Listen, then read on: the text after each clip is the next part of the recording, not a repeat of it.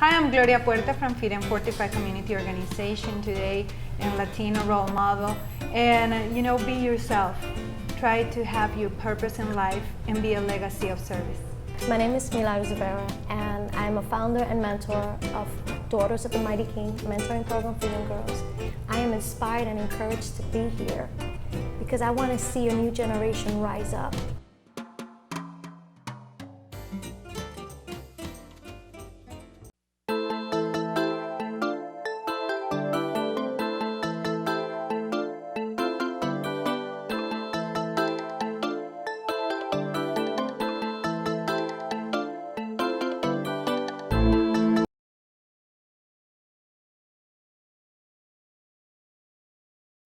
Good evening. Welcome to another segment of EduTV. I'm your host, Greg Perkins, and we have a returning guest with us today, Mr. Ron Matus. He is the Director of Policy and Public Affairs for Step Up for Students. Good seeing you again, Ron. Good seeing you again too, Greg. A lot of good things going on, or things still in progress with you guys. Totally. For the parents who aren't aware who Step Up for Students is, they are an organization, and they help to finance or provide scholarships for students who want to attend private schools. Yes, sir. And there was a big thing in the news, the Florida Education Association. Am I right with that? That's right. Right. They have a problem with the Step Up for Students organization, saying that they're not playing fair. They're extracting money from the public school system simply because they want to give parents an additional choice. Did I get all that right, Ron? Basically, that's right. Okay, yeah. So anyway, Step Up for Students, they are alive and well, and they are giving parents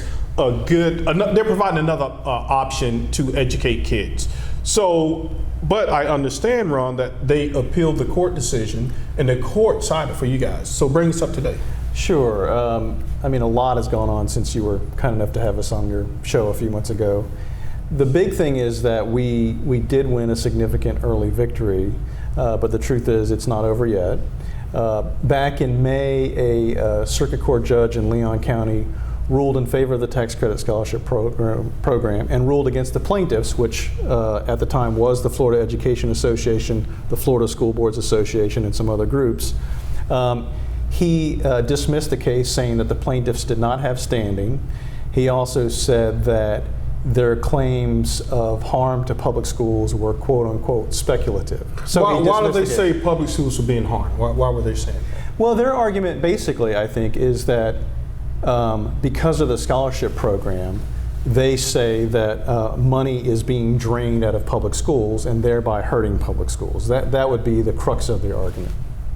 Well, I mean, if someone's saying that it's choice, you guys really aren't extracting directly from public schools. It's just a system by which private companies, it's privately funded, correct? That's right. That's exactly right. So they're not taking money directly. I do understand the argument. They're saying that money's being indirectly moved because now the schools will no longer get that money. So what is the difference between what a child would normally get in the Florida school system as opposed to what the scholarship offers? Sure. Well, the amount of the scholarship coming up this fall will be just under $5,700 per scholarship. And it would cost taxpayers roughly twice that much to educate that same child in a public school. So there is a big differential. And when you do the math and you extrapolate it out, that's when you learn that the program isn't draining money from public schools. Every single study that's looked at that issue has concluded that it's saving taxpayers money, which can then be reinvested in public schools if that's what lawmakers want to do. Mm-hmm. And now you guys are growing in size, right? I think you served, about 70,000 last year. So what are the numbers looking like this upcoming year? This fall we should be able to serve 75,000 to 78,000, and at this point we're hoping it's going to be closer to that 78,000 number. Okay, so I'm trying to understand now on appeal. So what would be the next step in the process? Would the appeal have to be approved by the circuit court, or you guys have to go to? No, the way I understand it, and I'm not a lawyer, but it will go to the First District Court of Appeals, and they will consider the case, and they will consider just the standing issue, because that's what the lower court ruled. The lower court said the plaintiffs did not have standing to proceed with the case, So that is now the issue that will go before the appeals court. Okay. And there was some argument too, or discussion about the differences between a voucher and a tax credit. Sure, that's a key to the case. A voucher, and there's a lot of confusion about this, but a voucher is government money. An education voucher is funded with money from the state treasury. A tax credit scholarship is funded by private contributions. So companies in Florida can give contributions to scholarship funding organizations like Step Up for Students in return for dollar tax credits. And so that is private money that never goes into the public treasury. And that's not just a significant difference because I say so, but because courts have time and again ruled that is a difference that does matter, and it's a huge difference legally. Sure, and that's basically why they ruled in favor of you all. That's right. That's right. It wasn't taxpayer money, and the plaintiffs did not show that they were harmed or they had the potential to be harmed, which is what you have to do in order to continue with their case. The plaintiffs had opportunities to do that in their court filings. They had the opportunity to do that in the courtroom before the judge, and the judge determined that they didn't make their case very well. So a lot of times, and I know you guys, you do some marketing, you get the word out, word of mouth. Most people I meet, they aren't aware of the program, and some people are. Have you guys done any studies in terms of what's the number one reason that parents may say, well, you know what, this public school is not working for my child? Are there any options? So what are some of the reasons that parents give for wanting to exercise? For wanting to choose another option? Yes.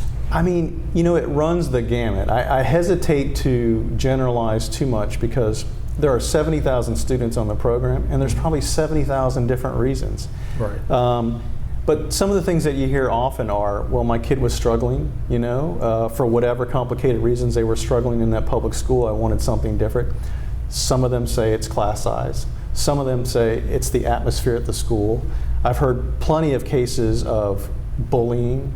I've heard plenty of parents tell me, there was just too many disruptions going on in that classroom. My kid was not learning. I had to find something better.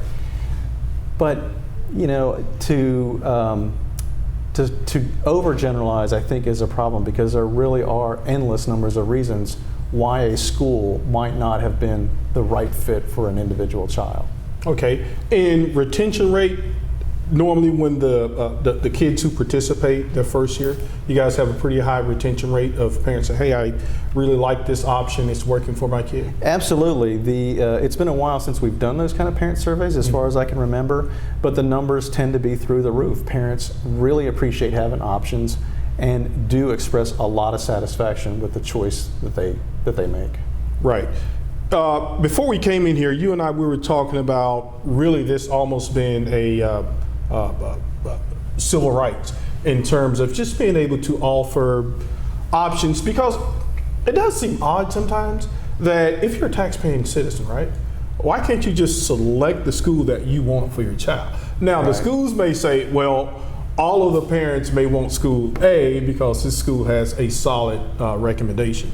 So what do you, and I know you can't predict the future, but how does that tie into parental choice, civil rights, being able to basically choose the school that you want for your parent? I think the genie's out of the bottle. I mean, and I think if you look at the big picture, what you'll see is that choice is becoming almost mainstream. I mean, there are 1.5 million kids in pre-K through 12 in Florida now who are in something other than their zoned neighborhood school. And that's a transformation that's probably happened in about a generation. When we grew up, we just went to the neighborhood school. Right. That's no longer the case. The new normal almost is for parents to pick where they send their kid to school. Plenty of those options are created by school districts, and they've created amazing options. But there's also charter schools now. There's private schools that can be accessed with vouchers and tax credit scholarships. There's virtual schooling, and then there's all kinds of hybrids that are on the environment or on the landscape. Yeah, now the too. blended learning. Yeah, it's blended learning. There's all kinds of things, and so I think this is where we're going. There might be some hiccups along the way. There might be lawsuits along the way. But I have no doubt that parents having more power to choose and having more options than ever is the new normal. Right. Now, are there other organizations like Step Up for Students in other states, and how have those states? There are, I want to say, about 15 states that have tax credit scholarship programs. And so all of them, as far as I know, have scholarship funding organizations like Step Up. Some states have multiple, what we call SFOs. I mean, some of them have dozens. In Florida, we only have 2 at this point, but every state, as far as I know, that has tax credit scholarship programs have organizations like ours. Okay, so you said Florida has 2. There's Step Up for Students, and I understand that there's a new organization? There is a new organization called AAA. AAA? They started up last year.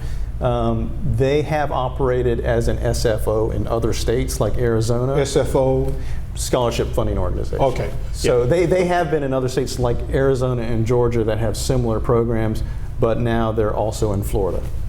Okay, what's the basic difference between what you guys do and what an organization like AAA does? They basically do what we do, except they're newer and a lot smaller. So, but I think the model is basically the same.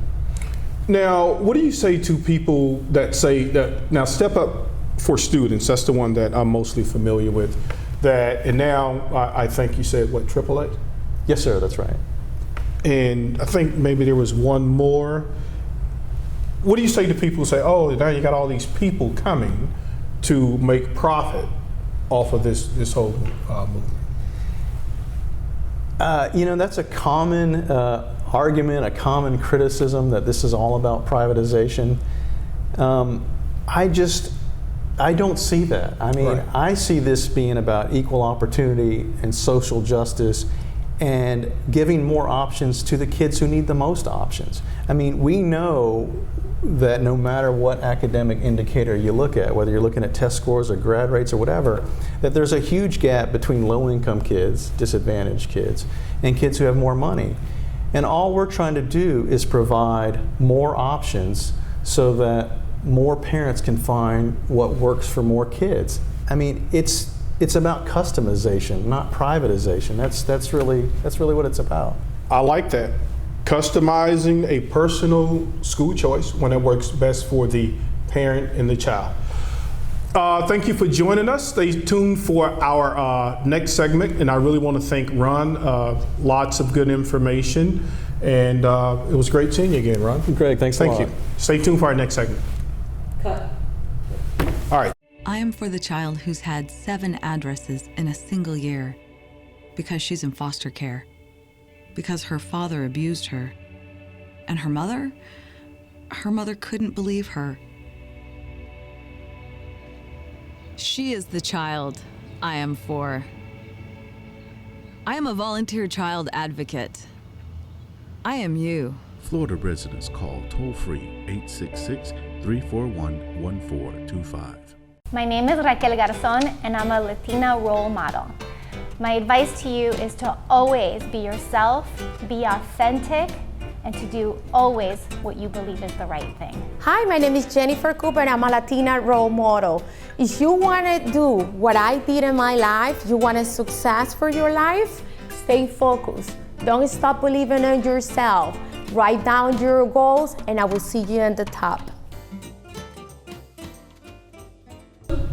Welcome back to the second segment of EduTV. Today we're going to talk some technology, okay? We have with us Silas Green and Trevor Samus. They are the co-creators of ITKid Academy. That's a lot of stuff, gentlemen. Yeah. Okay, so we live in this new world of technology. We have the Common Core standards. So tell me what you guys have done to be able to fuse these traditional model of education while meeting the needs of today's corporation. Well, we recognize the opportunity. Trevor and I, we both, after graduating from college, Okay. we both worked and I guess we were making about $40,000 a year annually. And as an adult, we both decided that we wanted to switch careers and got into technology. So Okay. we didn't come up in technology and decide at an early age that we wanted to get into technology. And he and I separately, like we found this out, we taught ourselves technology, and it was a painful process. Really, you guys are self-taught? Yeah. That's right, yeah. Oh, well, tell me, how does that work? What was your initial major in college? I majored in English and biology. Get out of here. And Well, you had one of the stems in there. that's right. Yeah. I left college, and it became clear pretty quickly that people weren't interested in paying me for those things. Right. So I got into doing web development, and it's been a much better life ever since then. Was that something sort of natural that you already had maybe that skill set there? Like, how do you move from English biology and segue into technology? Well, actually, I was a psychology major. Oh. So I have a degree in IO psychology. Okay. And I just read books, and it wasn't natural. I couldn't do anything. I was actually afraid of technology, but I knew I wanted to be able to create my own path. I didn't want to interview for jobs as much as I wanted to get recruited for jobs. Right. And I was interested in technology, but didn't have the skill set. So it was a lot of like 16 hours a week type situations, like in addition to working my job at first, and just going through books and reading every tutorial that I could get my hands on. But I knew I had a gift to like get technical information and simplify it so that the person that came behind me would not have to go through the same process that I had to go through in order to learn the information. A person like me. Yeah, it's a person like you, Jay. So I started developing curriculums because what I knew I could do is I could explain stuff and I could train. So I took all the stuff because when I read technical books, I have to rewrite them anyway in order for me to understand it, and I like to rewrite it in simple knowledge, so I don't have to read it with a dictionary next to me or Right. define all these acronyms. So I try to make it something that's relative to how I would understand it.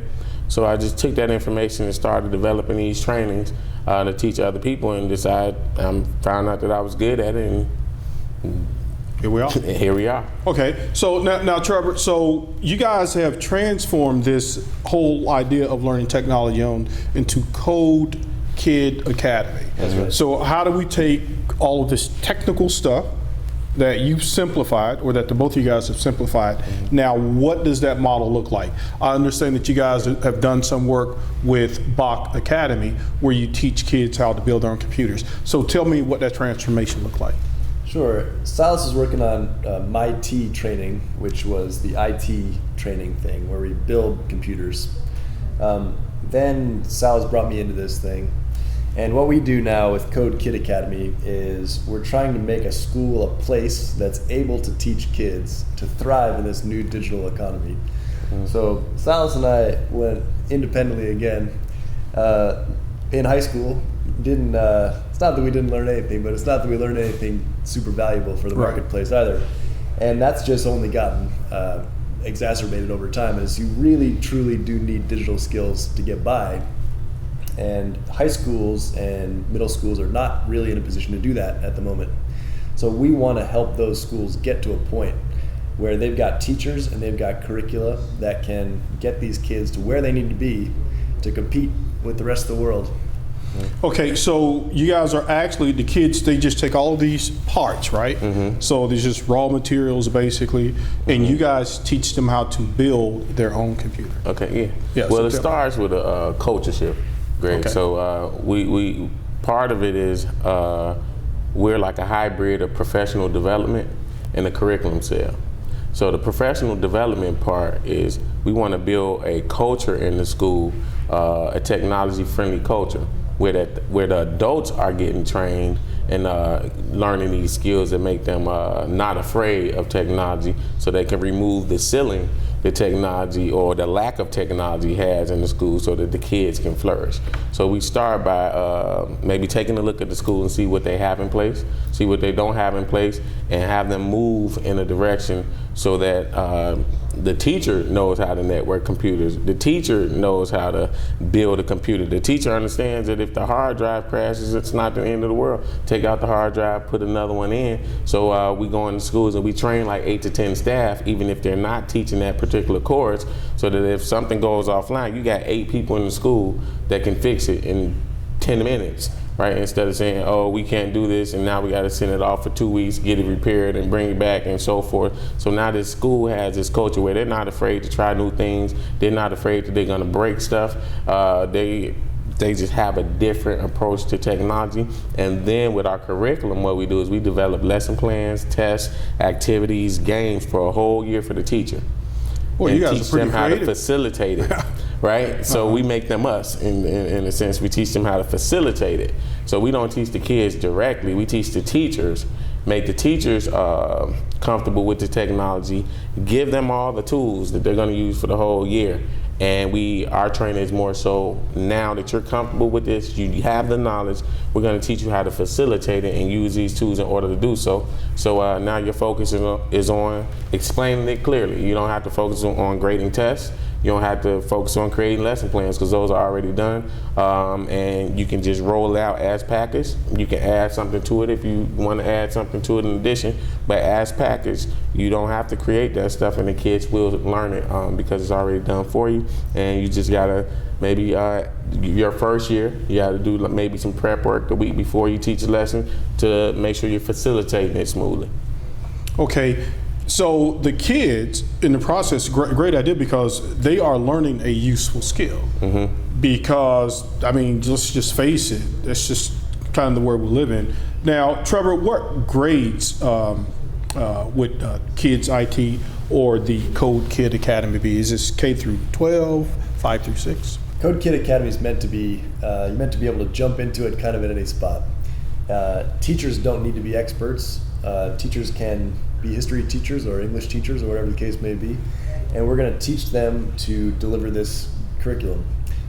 Silas and I have discovered that adults are terrified of the things that we teach, HTML and CSS and JavaScript, the things that make the internet work. Mainly because they sound so difficult. I think most people know how to use a lot of the point and click buttons, Right. but I guess once you simplify HTML, because to be honest with you, I don't know what HTML either. You need to come to one of our trainers. Right. I am?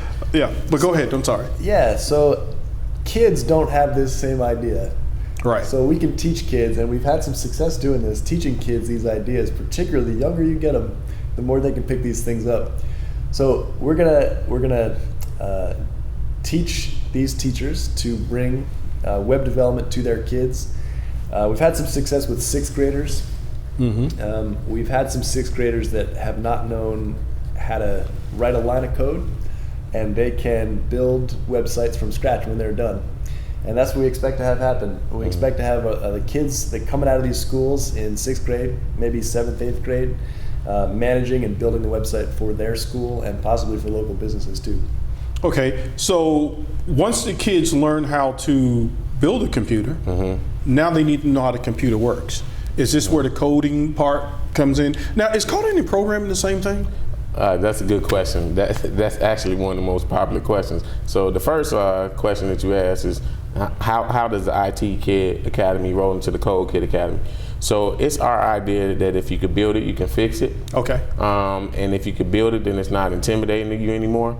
I think adults take for granted that stuff works, right? And we're not as curious as we were when we were a kid, when you just pull stuff apart and just see how it works, right? So when we teach the kids, or the teachers teach the kids how this computer works as far as the hardware goes, it removes all the fear and and plus it empowers the kids because they have a computer, which is a tool that's going to take them into the future that they built with their own hands, right? And then after that, after you get the hardware down, then you want to learn how to use the thing, right? And one of the inventions that has taken us light years ahead is the internet. And the internet is driven by web pages. Web pages are basically, every web page is structured by HTML, basically. Okay. Right? So we teach them HTML to build the bones, CSS to make it look great, because HTML has So you been have out the for a long infrastructure, time. and then you want to take the infrastructure and then make it look pretty. Make it look like pretty. if you were to open up a cell phone, you're going to have a bunch of junk, Right. but then you put the pretty face on there, That's make it right. look pretty, and user friendly. Yeah. So is that what's going on? Yeah, because HTML, people think the internet is a new thing. You know, HTML has been out for quite some time, but without CSS to make it look pretty, nobody wants to spend hours on the web like searching those ugly pages, right? So if it's just black and white plain text, nobody wants to see that. So you can pass information back and forth. HTML kind of like was a way to kind of like make it look a little bit better, but then CSS is a way to make it look gorgeous. So now you have all these interesting looking websites, but then you get into JavaScript, and that's the first time that you really get into coding. Programming. Okay. So to answer the coding question is, coding, we can look at coding as this blanket. So if you're writing lines of code, you are coding. HTML, CSS is not programming, right? It's just coding, making sure that something is there and it looks a certain way. Programming is like making sure that that something does something. So when I click this mouse or when I drag this, I'm going to be able to interact with it. And you guys teach kids how to do all of that. That's right. Teach teachers how to teach kids. Teach teachers how to teach kids. But those kids, sometimes they'll start tinkering around and they'll surpass the teacher in some cases, which is not necessarily a bad thing. Sure. No, it's not a bad thing, and that's why we want to change the environment of schools to begin with. So at the front end, we want to create an environment that teacher is welcoming that, right? So like I know a lot of schools that we work in, they say like getting one-on-one iPads was the biggest thing that they've ever done for the school. But at first, teachers were terrified to let iPads in the classroom because they were like, I don't know how to use it. So the kid's gonna get on the iPad and they're gonna like start fiddling around, and I'm not gonna know what they're doing. But once they embraced it, then you realize there's some things that are like skill gap type of things that you're only gonna learn through repetition. Right, and kids, their threshold for repetition is a lot higher than ours is for an adult. When I she's 5 now, but when I taught her the alphabet when she was 2, you know, I noticed that on the iPad she would do it 100 times a day. Okay. But me, when we got to 6, I was like, okay, let's do something else. But she actually learned her alphabet in less than 2 weeks, right? Because she was doing it on the iPad 100 times a day, because that is a skill gap, and you cannot realistically fill a skill gap by not doing it over and over again, right? So you can't just give them the information and realistically expect them to do it. And that's what things like code and writing lines of code and so forth are. So we want to create this environment that makes people comfortable with technology, so that they can actually use technology to automate some of these things that the kids can learn on their own, right? And just remove, not just raise the ceiling, but remove the ceiling from the school, so the kids can just flourish and just grow. Yeah, we have about 30 seconds left, and either one of you guys can take this question. Where do you see this thing in 5 years? Is this going to be a mini school within a school, so the kid can simultaneously get a diploma while also maybe even perhaps earning some type of computer certification before graduation, so that kid will at least have a marketable skill? Absolutely. Yeah, we'd like to push this thing to as many schools as we can. Shake things up a little bit, get kids out of high school with some skills they can jump into the marketplace with. Okay, so there you have it, parents. These guys may teach your kid to become the next Bill Gates. Wouldn't that be nice?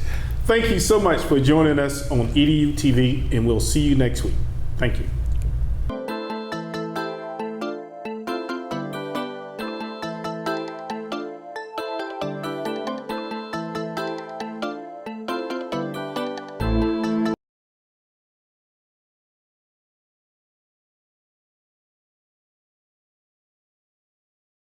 My name is Janitzi Velez, and I'm a proud Latina role model. Please embrace your uniqueness, be gracious, and everything that you do it with courage. You are great, and you will do great things. I'm attorney Yara Rodriguez. I am very proud to be a Latina role model. And for you, my message is never quit, keep at it, and work 24/7 for whatever dream you have, because your dream will become a reality.